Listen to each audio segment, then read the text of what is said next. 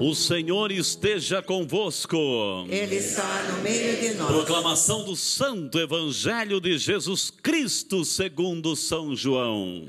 Glória a vós, Senhor. Naquele tempo, estando à mesa com seus discípulos, Jesus ficou profundamente comovido e testemunhou: em verdade vos digo, um de vós será o meu traidor.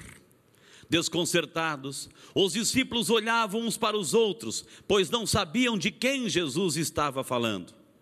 Um deles, a quem Jesus amava, estava recostado ao lado de Jesus. Simão Pedro fez-lhe um sinal para que ele procurasse saber de quem Jesus estava falando. Então o discípulo, reclinando-se sobre o peito de Jesus, perguntou-lhe: Senhor, quem é? Jesus respondeu: é aquele a quem eu der o pedaço de pão passado no molho. Então Jesus molhou um pedaço de pão e o deu a Judas, filho de Simão Iscariotes. Depois do pedaço de pão, Satanás entrou em Judas. Então Jesus lhe disse: o que tens a fazer, executa-o depressa. Nenhum dos presentes compreendeu por que Jesus lhe disse isso. Como Judas guardava a bolsa, alguns pensavam que Jesus lhe queria dizer: compra o que precisamos para a festa, ou que desse alguma coisa aos pobres.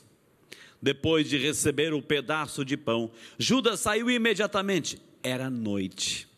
Depois que Judas saiu, disse Jesus: agora foi glorificado o Filho do Homem, e Deus foi glorificado nele. Se Deus foi glorificado nele, também Deus o glorificará em si mesmo, e o glorificará logo.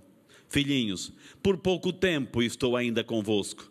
Vós me procurareis, e agora vos digo, como eu disse também aos judeus: para onde eu vou, vós não podeis ir. Simão Pedro perguntou: Senhor, para onde vais? Jesus respondeu-lhe: para onde eu vou, tu não me podes seguir agora, mas me seguirás mais tarde. Pedro disse: Senhor, por que eu não posso te seguir agora? Eu darei a minha vida por ti. Jesus respondeu: darás a tua vida por mim? Em verdade eu te digo, o galo não cantará antes que me tenha negado 3 vezes. Meus amados, minhas amadas, essas são palavras de vida. Esta é palavra da salvação. Glória a vós, Senhor. E quem beija a palavra de Deus, Beija o próprio Deus. Podemos sentar e vamos pedir a graça, a luz, a força viva do Espírito Santo de Deus, que nos deu o dom da sabedoria, do entendimento, da ciência, e que essa palavra hoje ela entre em nosso coração e se transforme nessa Semana Santa em atitudes concretas de conversão e de santidade. Amém? A cena que acontece essa leitura de hoje é a cena da ceia. A ceia. Aliás, é bom que se diga, nós estamos vivendo esse contexto da ceia do Senhor.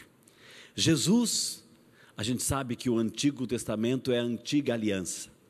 Jesus no Novo Testamento, ele cria, ele forma, ele constitui uma nova aliança. Uma nova aliança.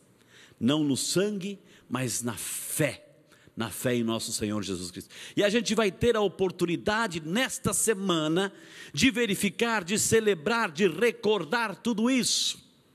E quando a gente recorda, não é só coisas do passado. Quando eu recordo algo, eu trago para hoje algo que aconteceu lá atrás. Quando você se recorda de alguma coisa, quando você se recorda de um fato, de alguém, você traz para a tua memória de hoje algo que aconteceu. Portanto, você atualiza. Então Jesus, ele faz recordar nesse momento, ele cria, nós recordamos a partir de Quinta-feira Santa. Quinta-feira Santa é a constituição, a nova aliança, a Eucaristia. O sinal visível dessa nova aliança de Jesus é a Eucaristia. E a gente pode perceber, a gente vai viver em nossas comunidades, em nossas paróquias, essa semana intensa, que não existe, é um ato único. é um ato único que vai começar na quinta-feira, no tríduo pascal, e só vai terminar no sábado à noite, na grande vigília do Círio Pascal, na grande missa do Círio Pascal.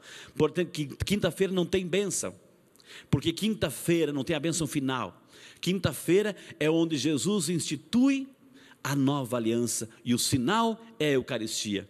Aí entramos na sexta-feira, a sexta-feira da paixão, é o único dia em que não há missa, o único dia do ano que não há missa é sexta-feira. Sexta-feira, e o símbolo desta aliança de Jesus com a humanidade é a cruz, na sexta-feira. E aí a gente vai entrar no sábado, com o silêncio de Maria, na grande expectativa, para celebrarmos a vigília pascal, e o sinal, a confirmação, o selo, o coroamento desta aliança é o túmulo vazio, ou seja, o início já da ressurreição de Jesus. Então, meu amado, minha amada, vamos viver intensamente esses momentos tão intensos de nossa fé. As leituras de hoje, a leitura de hoje, o contexto da ceia pascal. Olha que interessante, gente, para você que está aqui, para você que está em casa. Naquela época, os discípulos se preparavam à mesa, a ceia. A refeição era uma espécie de um prato único. Hoje a gente coloca, cada um tem o seu prato, talher, copinho. Hoje a gente faz isso. Naquela época não existia isso. Isso é nosso, é moderno. Mas havia um prato único, lá colocava o pão. Então todos colocavam a mão no prato. Todos colocavam, e só colocavam no prato os mais íntimos, nenhum estranho, nenhuma pessoa se aproximava para colocar a mão no prato. Ali todos colocavam a mão no prato, porque era um sinal de comunhão, de amizade, de confiança absoluta daqueles íntimos que estavam ao redor, que podiam colocar a mão no prato. Aí Jesus, naquele momento, imagine o coração de Jesus, o desabafo de Jesus: um de vós me entregará, um de vós será o meu traidor. Aquilo virou um tumulto naquele momento, assim, até que alguém pergunta para Jesus: quem é, Senhor? Aquele que eu der o pão, que colocar a mão no prato comigo, aquele. E aí a gente sabe que nesse texto de hoje sobressaem dois personagens, Judas e Pedro. Judas e Pedro. Judas, o traidor, aquele que Jesus entrega, ninguém entende, faça o que tem que fazer agora, Judas.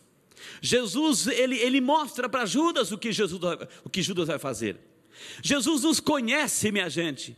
Ele sabe, ele nos conhece a fundo. Ele sabe o que a gente faz. Ele antecipou a Judas. Ele falou: Judas, o que você tem que fazer, faça-o. E Judas não pensou duas vezes. Em lugar daquele momento ali se retrair e buscar um arrependimento, uma conversão, ele vai e dá continuidade ao seu plano traidor e trai Jesus por 30 moedas de prata. Ele teve a oportunidade de voltar, de regressar, de se arrepender. Se arrependeu, sim. Se arrependeu, abandonou as moedas de prata e aí se enforcou em lugar de buscar a misericórdia e o perdão.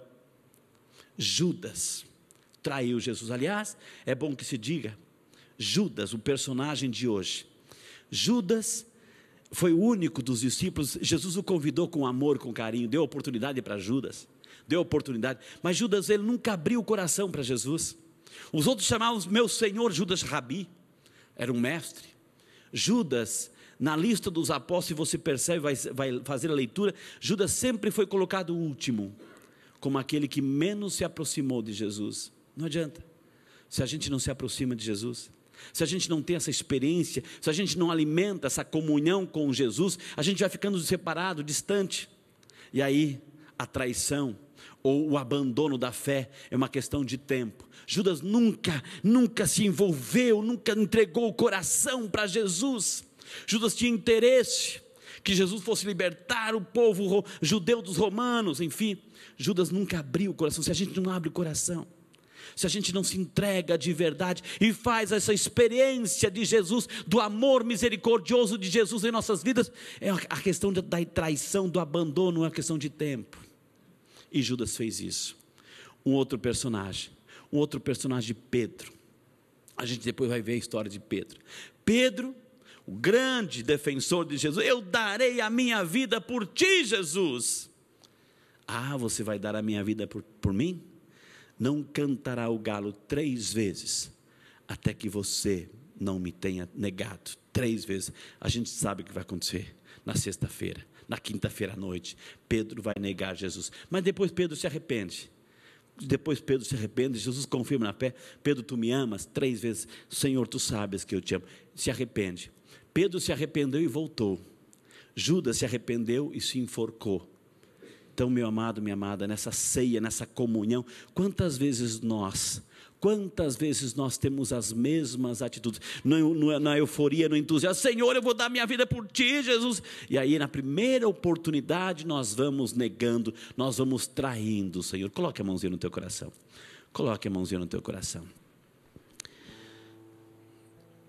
meu Senhor, meu Deus, hoje participando dessa Santa Eucaristia, uma reflexão fica em nosso coração. Uma reflexão, ela é guardada em nosso coração. Nós vimos atitude nessa intimidade, nessa comunhão, nessa partilha eucarística, nessa confiança, nessa ceia eucarística, Senhor. Atitude de 2 personagens, discípulos escolhidos, apóstolos escolhidos, Judas e Pedro. Nós somos assim também, Senhor. Nós queremos hoje pedir perdão porque nós somos exatamente assim. Nós também te traímos, Senhor. Nós também te negamos. Cada vez que a gente escolhe outra atividade, em lugar de participar da Eucaristia, em lugar de marcar a nossa presença na comunidade, na igreja, em lugar de marcar a nossa presença na oração, na comunhão, na intimidade, também estamos negando Jesus. Também estamos te traindo, Jesus. Nós queremos te pedir nessa Santa Eucaristia, converte o nosso coração, Senhor. Tira do nosso coração tudo aquilo que nos leva a te negar, tudo aquilo que nos leva a viver numa incoerência de vida, numa hipocrisia de vida, Jesus. E dá-nos a graça hoje de poder sentar-se à mesa dessa Eucaristia que nós estamos celebrando, com o coração limpo, com o coração puro, tomando consciência que muitas vezes nós te negamos, mas hoje é o dia de tomarmos uma decisão, de voltarmos para o Senhor, que sempre nos espera de braços abertos, apesar de nossas indiferenças, nossas limitações e nossas traições e nossas negações.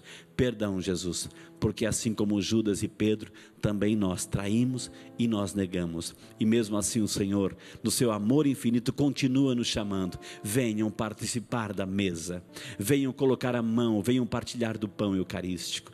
Obrigado, Jesus, e perdão, Senhor, perdão do fundo do nosso coração. Glória ao Pai, ao Filho e ao Espírito Santo. Como era no princípio, agora e sempre. Amém.